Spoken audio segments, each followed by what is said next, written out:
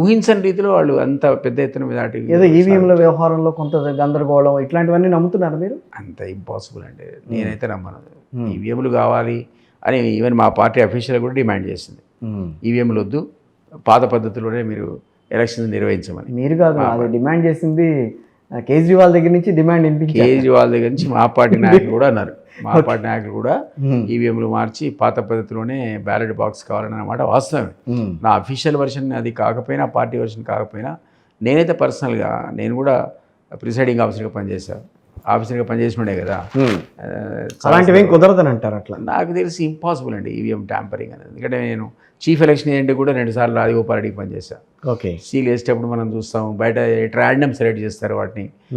మనమే ఏరుకొని చెప్పొచ్చు, ఇది ఇక్కడ పెట్టండి, ఇది ఇక్కడ పెట్టండి. అసలు ఎందుకు వచ్చింది మరి అట్లా? ఎలక్షన్ ఏజెంట్ ఉండగా వాళ్ళు కూడా చెప్పొచ్చు, ఇది ఇక్కడ పెట్టండి, ఇది ఇక్కడ పెట్టండి అని. You can choose it. And మీకు డౌట్ ఉంటే అసలు 5 శాంపిల్ తీస్తారు, 5 ర్యాండమ్. అది కూడా మరి ఎందుకు వచ్చింది ఈవీఎంల మీద? ఈ కారణం చేత పొలిటికల్ పార్టీస్ మైండ్లో మాత్రం ఈవీఎంలు ట్యాంపర్ చేయొచ్చు అనేది పడ్డది, బాగా ఫిక్స్ అయింది. ఈవెన్ సుప్రీంకోర్టు కూడా డిమాన్స్ట్రేషన్ ఇచ్చింది ఎలక్షన్ కమిషన్ ఆఫ్ ఇండియా. అంటే ఎలక్షన్ కమిషన్ అడిగింది, మీకు ఎవరైనా డౌట్స్ ఉంటే మారండి, మేము డిమాన్స్ట్రేట్ చేస్తాం. అన్ని పొలిటికల్ పార్టీ ఎదురుగా కూడా డిమాన్స్ట్రేషన్ ఇచ్చారు. సో ఎందుకో నాకైతే ఈవీఎం ట్యాంపరింగ్ అనేది అంత ఈజీ అని నేను అనుకోవట్లేదు. ఇప్పుడు 2 తెలుగు రాష్ట్రాల్లో ప్రాంతీయ పార్టీల హవా అయితే 0 ఇప్పుడు. అంటే టీడీపీని మనం పక్కన పెడదాం, అటు వైఎస్ఆర్ కాంగ్రెస్ పార్టీ కానీ, ఇటు బీఆర్ఎస్ కానీ. సో ఇంకా రాబోయే రోజుల్లో ప్రాంతీయ పార్టీలు ఇంకా మనుగడ సాధించగలవని అనుకుంటున్నారా? చెప్పలేమండి.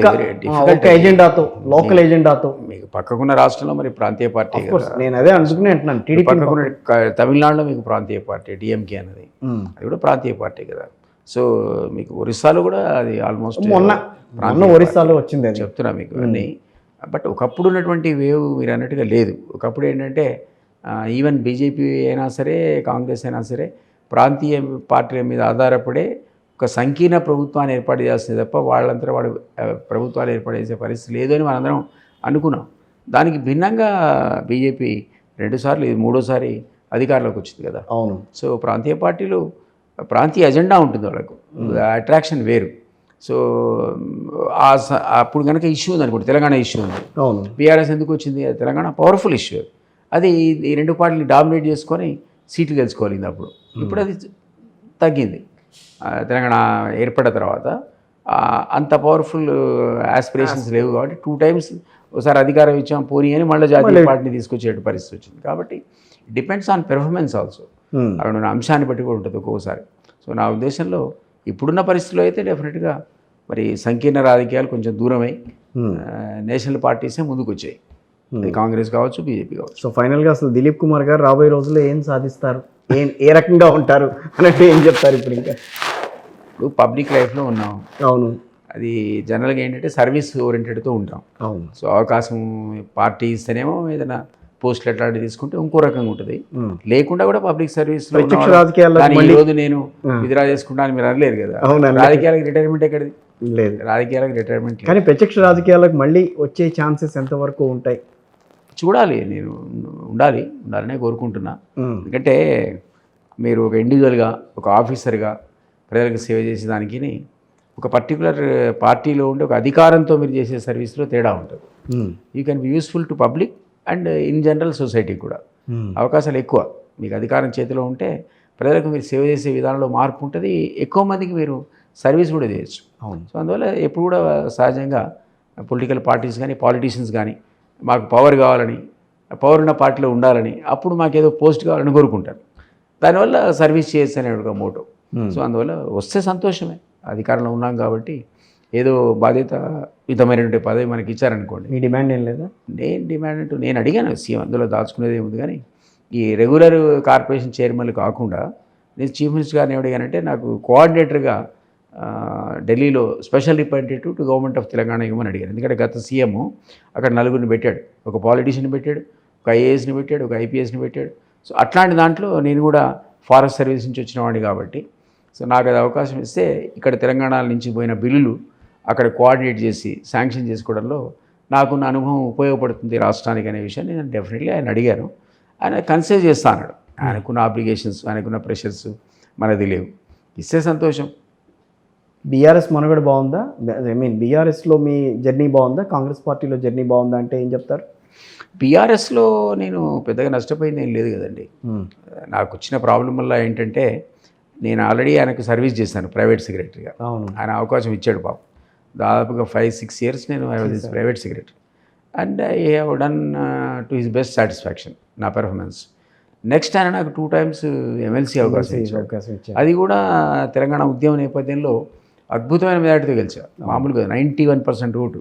అది ఎవరికి ఊహించని రీతిలో 91%. అపోజిషన్ అంతా 10 మంది ఉంటే తలా 7%, 8% పంచుకున్నారు. సో అంత లెవెల్లో ప్రజలు ఆదరించారు. ఆ 2 సందర్భాల్లో ఉద్యమం కాబట్టి, పోరాటం కాబట్టి మా శక్తి వంచన లేకుండా ముందు వరుసలో ఉండే పోరాటం. టీఆర్ఎస్ విభేదించిన ఎక్కడ కూడా కాంప్రమైజ్ కాకుండా తెలంగాణ కోసమే పోరాటం. అది మా తెలంగాణ విమోచన సమితి కావచ్చు, తెలంగాణ రాష్ట్రీయ లోక్దళ్ పొలిటికల్ పార్టీ కావచ్చు, లేదా విమరకతో కలిసి మేము పనిచేసిన తెలంగాణ యునైటెడ్ ఫ్రంట్ కావచ్చు, ఎప్పుడు ముందు వరుసే. తెలంగాణ వచ్చిన తర్వాత న్యాచురల్గా కొంత నాకు ఇంపార్టెన్స్ అనేది గతంలో ఉన్నట్టు లేదు. కానీ ఆయనతో గొడవపడి బయటకు వచ్చాం కాబట్టి కాంప్రమైజ్ కాలేక నేను వెనక్కి పోలేదు. ఆయన నన్ను రమ్మలేదు, నేను పోలేదు. సో ఆ ఛాన్స్ రాలేదు. ఇప్పుడు వచ్చినా మేము పోయేటువంటి ఆలోచన నేను లేదు. కాంగ్రెస్లో ఇట్లాంటి పరిస్థితులు అయితే లేవు. కాంగ్రెస్ కొత్తది కదా, సముద్రం. మీకు ఈత రావాలి, అంత సముద్రంలో గజ ఈతగాళ్ళు ఉండాలి. నాకు అసలు ఈతే రాదు, అదే అనుకుంటున్నాను. కాబట్టి టైం పడుతుంది. కానీ కె కేశవరావు లాంటి వాళ్ళు ఎందుకనండి పార్టీని అంతవరకు అంటిపెట్టుకుని ఒక్కసారి కాంగ్రెస్ పార్టీ రాగానే పార్టీలో జంప్ చేశారు? ఏదన్నా ప్రత్యేకంగా కారణం ఉందా? అతను సీనియర్ మోస్ట్ పర్సన్, అందుకనే అడుగుతున్నాను. ఆయనకు ఉన్నటువంటి అవకాశాలు ఆయన కూడా అంచనా వేస్తాడు. మనం ఇప్పుడు దాని నుంచి మాట్లాడుతుంది బీఆర్ఎస్ లేదని, అంటే కింద పడిపోయిందని. తిరిగి పుంజుకోవడానికి వెరీ డిఫికల్ట్, టైం పడుతుంది. కాబట్టి ఆయన చాలా తెలివిగలడు, స్టూడెంట్ పాలిటిషియన్. పార్టీని వాడుకుని వదిలేశారని చెప్పానంటే అనడానికి వీల్లేదు. కానీ ఇక్కడ ఇది పార్టీ ఇప్పట్లో రివైవ్ అయ్యే అవకాశం లేదనుకుని మళ్ళీ తన హోమ్ కమింగ్ అన్నాడు కదా. అవును, పాత గుంటికే నేను చేరా అన్నాడు. ఆ రకంగా జితేందర్ రెడ్డి కావచ్చు, ఈర కావచ్చు వచ్చేసారు కదా. జితేందర్ రెడ్డి అంటే బీజేపీ నుంచి వచ్చాడు. అంతకుముందు ఆయన కూడా టీఆర్ఎస్లో ఎంపీ ఉన్నవాడే కదా. సో ఇవన్నీ కూడా పాలిటీషియన్స్ వాళ్ళకు ఉన్నటువంటి అవసరాలను బట్టి, అప్పుడున్న సిచ్యువేషన్, కాంటెంపరీ పొలిటికల్ సిచ్యువేషన్ బట్టి డెసిషన్ తీసుకుంటారు. వాళ్ళంతా సీనియర్. ఆ సీనియర్ని తీసుకునే నిర్ణయాన్ని మనం ఏం క్వశ్చన్ చేయగలుగుతాం? కరెక్టే కదా. పాపం వాడుకున్న అవసరంలో ఈరోజు కాంగ్రెస్ తప్ప భవిష్యత్తు లేదు కాబట్టి వచ్చేసారు. సో కాంగ్రెస్ పార్టీ తెలంగాణలో 5 ఏళ్ల పాటు నిరాటంకంగా గవర్నమెంట్ని కొనసాగిస్తుంది, నేనైతే ప్రభుత్వాన్ని కొనసాగిస్తుంది. 100% రాసి పెట్టుకోవచ్చా? ఢోకా లేదు. రేవంత్ రెడ్డి లీడర్షిప్ కూడా ధోకా లేదు. లీడర్షిప్ కూడా డోకా లేదని అంటేనే కొంచెం అది క్వశ్చన్ మార్క్గా వస్తుంది. అది కొంత, ఎందుకంటే చరిత్ర తెలిసిన వాళ్ళకి. ఇక్కడ కూడా రేవంత్ కార్యాచరణ కూడా కమిట్మెంట్తో చేస్తున్నాడు కాబట్టి మనం చూసాం కదా శాసన సభలో ఏ విధంగా తన పెర్ఫార్మెన్స్ ఉండిందో, ఎట్లా బడ్జెట్ను. వెనకాల ఎవరో కూర్చొని ఉంటే వాళ్ళని కూడా తిట్టాడు ఆయన. అది తిట్టడం అనేది సర్లేండి, కేసీఆర్ అంతకంటే ఎక్కువ తిట్టాడు. కేసీఆర్ తిట్ల ముందు అసలు రేవంత్ తిట్లు 10% కూడా కావు. అది క్వశ్చన్ కాదు. కానీ but overall his performance was really good. నేనైతే బాగానే ఉందనుకుంటాను. 100కి ఎన్ని మార్కులు వేస్తారు? నేనైతే మొన్న పెర్ఫార్మెన్స్కు 100కి 100 మార్క్సే వేస్తాను. యాక్సెప్ట్ చేసినా చేయకున్నా ఖచ్చితంగా ఆయన పాపం గతంలో అనుభవం లేకుండా సీఎం అయ్యాడు, మంత్రి లేకుండా డైరెక్ట్ సీఎం అయ్యాడు. అయినా సరే ఆయన పెర్ఫార్మెన్స్ అనేది చాలా ధీటుగా. హౌస్లో అసలు సీఎం, మాజీ సీఎం రాలే కదా. అవును, వచ్చుంటే మరి ఏ రకంగా కూడా తెలియదు. ఆయన అన్నాడు చీల్చేండి ఆడతానంటే అసలు రానేలేదు హౌస్కే. సో ఇద్దరు హరీష్ మాట్లాడినా కేటీఆర్ కూడా 2 గంటలు మాట్లాడారు. అవును, దాన్ని చాలా ధీటుగా ఆయన ఎదుర్కొన్నాడు, చాలా చక్కగా సమాధానం చెప్పాడు. ఆయనతో పాటు భట్టి గారు చెప్పారు. ఈవెన్ శ్రీధర్ బాబు కూడా పర్ఫార్మెన్స్ మనం అండర్మైన్ చేయడానికి వీల్లేదు. ఆయన కూడా చాలా చక్కగా లెజిస్లేటివ్ అఫేర్స్ నిర్వహించాడు. సో ఈ ముగ్గురికి కూడా మనం మంచి మార్కులే ఇవ్వచ్చు, డిస్టింక్షన్ మార్కులే ఇవ్వచ్చు. సో రేపు రాబోయే రోజుల్లో డిస్టింక్షన్స్తోనే ఉంటుంది కాంగ్రెస్ పార్టీ అనుకుంటున్నాను. Right, thank you very much sir. Thank you very much.